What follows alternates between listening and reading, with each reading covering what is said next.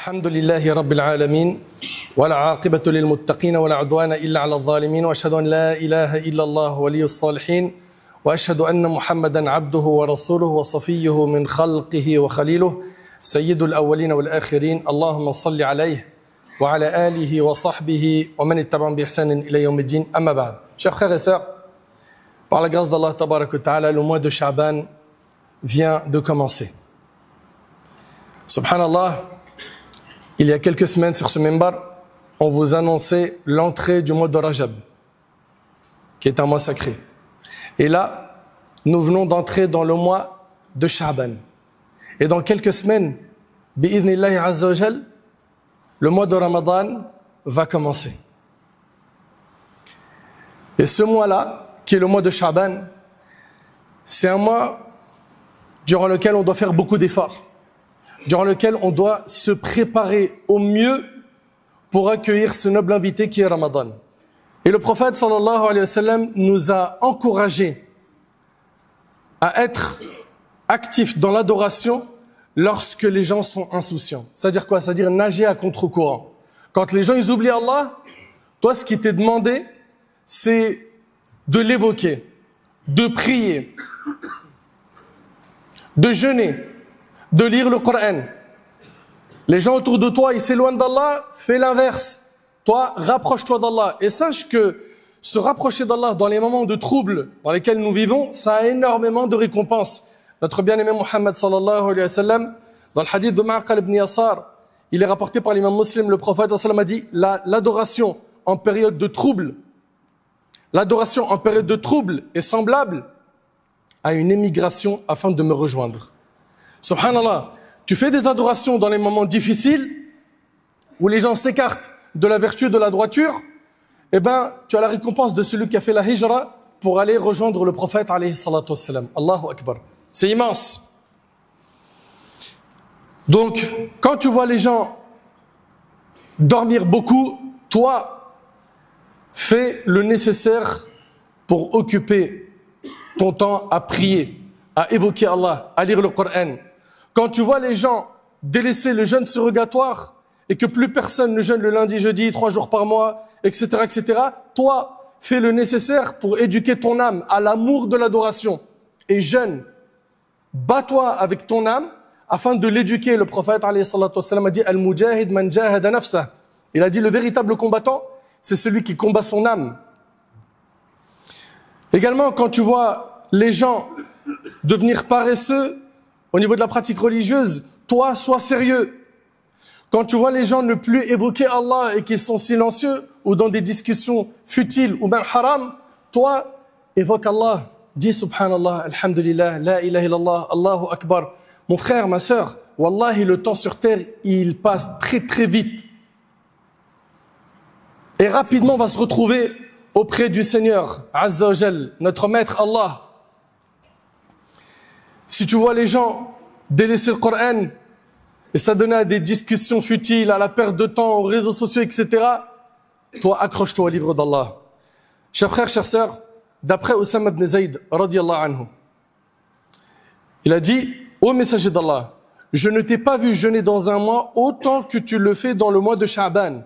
Alors le prophète sallallahu alayhi wa sallam a dit, c'est un mois à propos duquel les gens sont insouciants. Pourquoi est-ce que le prophète sallallahu alayhi wa sallam jeûnait beaucoup pendant Sha'ban? Parce que, les gens étaient insouciants pendant ce mois.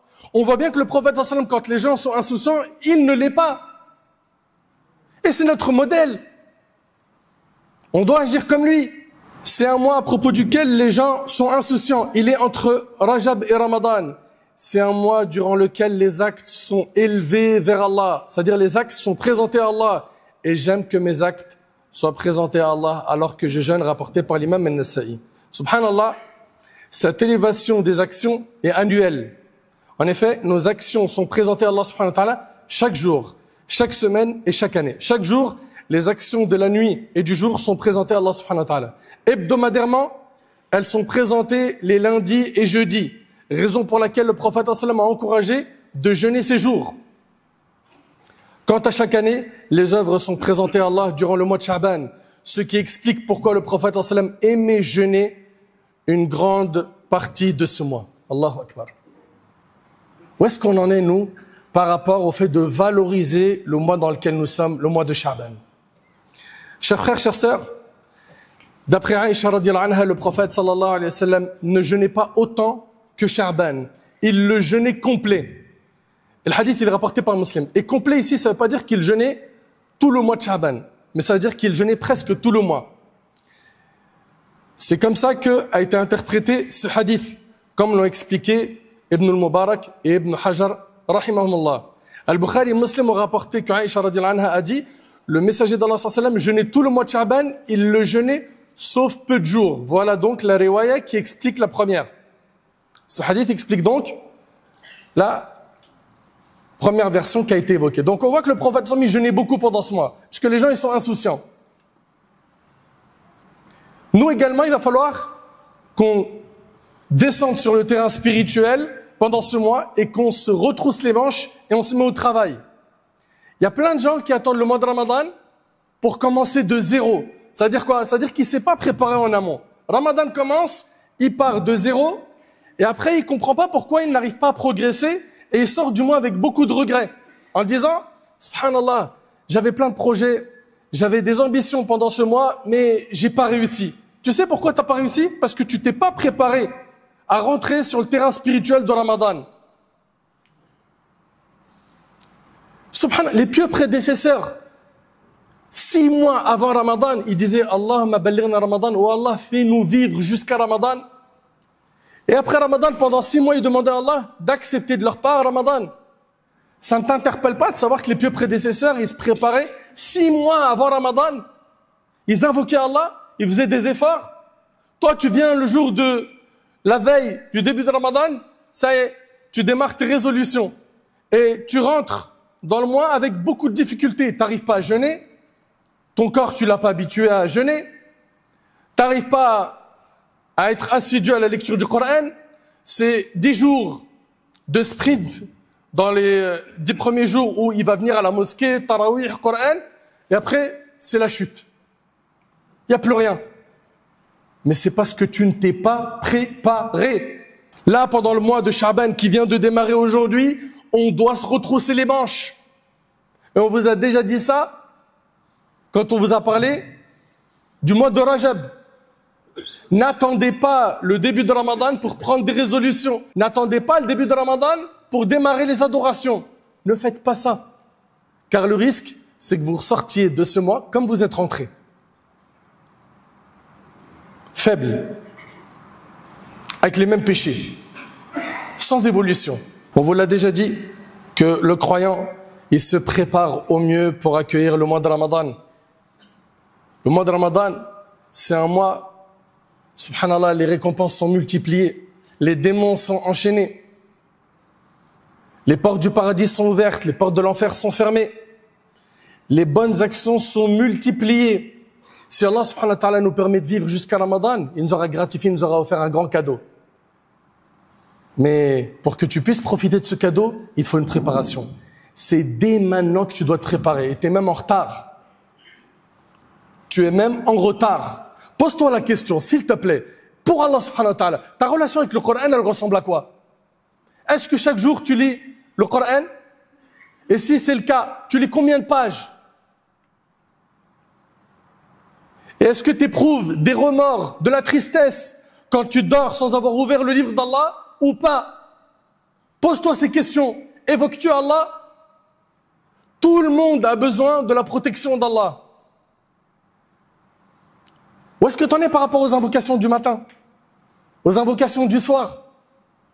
Où est-ce que tu en es par rapport au dhikr d'Allah? Quand tu vois les gens autour de toi, plus personne évoque Allah. Le prophète sallallahu alayhi wa sallam a dit, écoutez bien s'il vous plaît, il a dit l'image, le hadith il est rapporté par le Bukhari, l'image de celui qui évoque Allah et celui qui ne l'évoque pas est l'image du vivant et du mort. Il y a autour de nous des morts vivants. Ils sont physiquement vivants, mais spirituellement morts. Parce qu'ils n'évoquent pas Allah. Pourquoi le prophète sallallahu alayhi wa sallam a dit ne faites pas de vos maisons des tombes? Parce qu'il y a des maisons où on n'évoque pas Allah.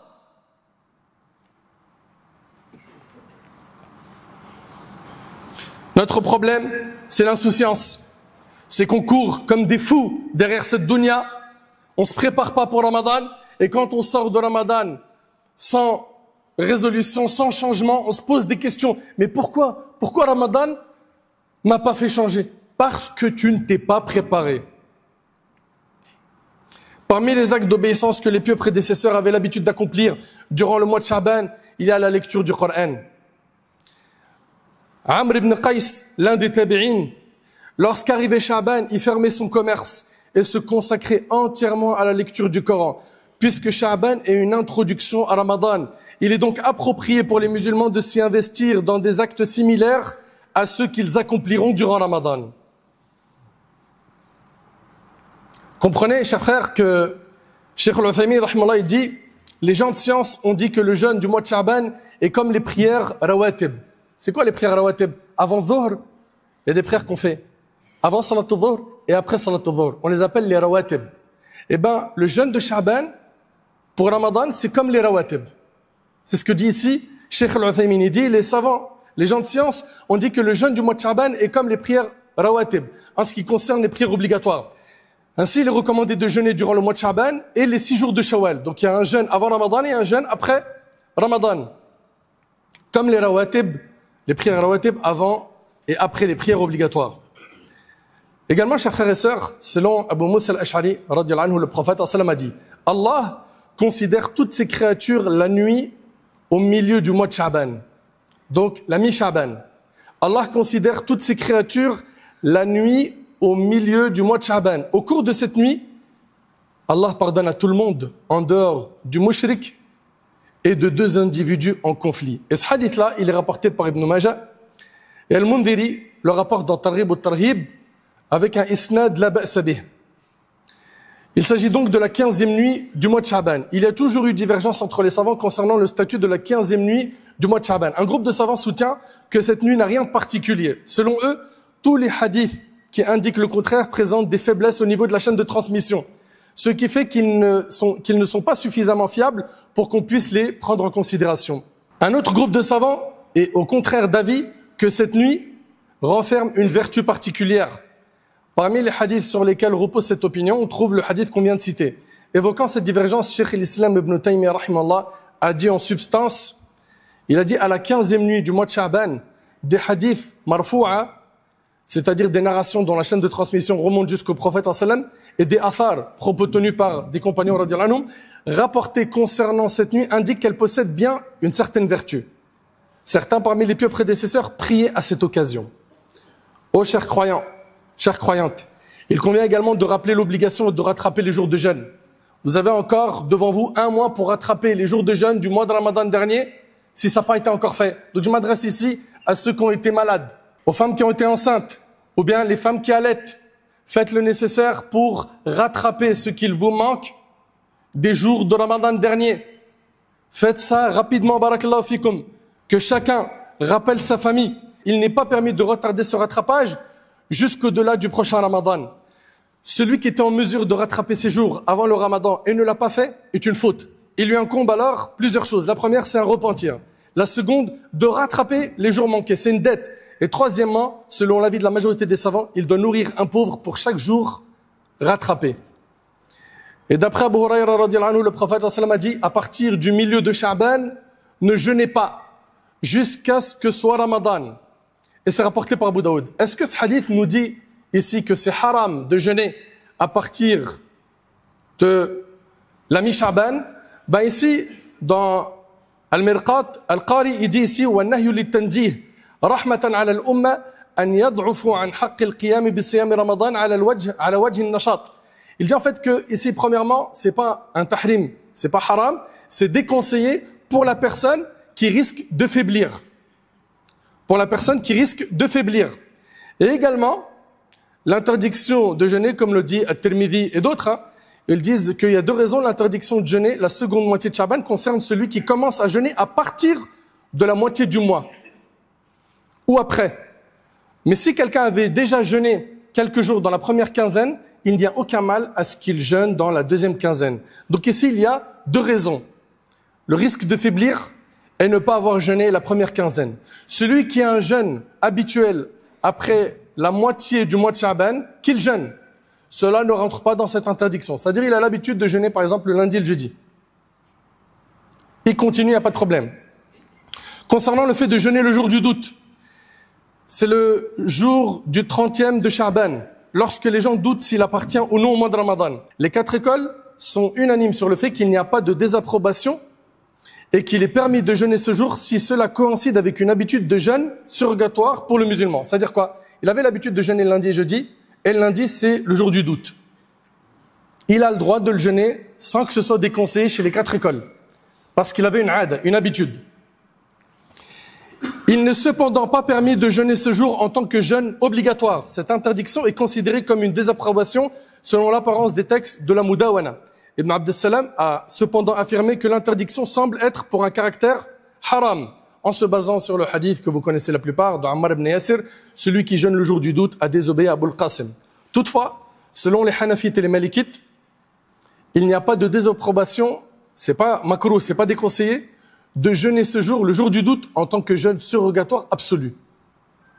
Donc s'il le jeûne avec l'intention de coïncider avec une habitude à lui, les 4 écoles disent qu'il n'y a pas de problème. Et s'il le jeûne de façon absolue, chez l'imam Malik et chez l'imam Abu Hanifa, c'est permis, ce n'est pas déconseillé. Serviteur d'Allah, honore ce mois et accorde-lui son dû, car il est l'ambassadeur du Ramadan. Une étape pour se ravitailler en foi, s'entraîner à accomplir les actes d'obéissance et abandonner les péchés et les actes répréhensibles. Efforce-toi d'achever tes occupations pendant Sha'ban. Écoutez bien s'il vous plaît cette phrase, barakallahu fikum. Efforce-toi d'achever tes occupations pendant Sha'ban afin de pouvoir te libérer pour le Ramadan, en particulier pendant ces dernières nuits.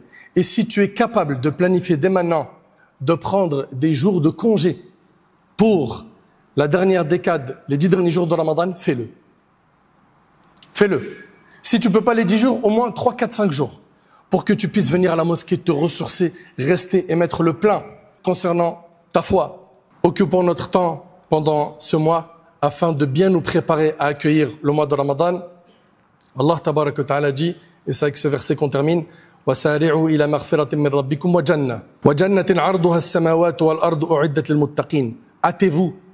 Hâtez-vous vers ce qui vous fera mériter le pardon de votre Seigneur et un paradis aussi vaste que les cieux et la terre préparés pour les pieux. Subhanallah, quand on médite les versets qui nous parlent du paradis, Allah tabaraka wa ta'ala, il emploie des verbes à l'impératif qui ont le sens de se hâter, se précipiter. Concernant le paradis, vous verrez que dans le Coran, toujours Allah nous demande de nous précipiter.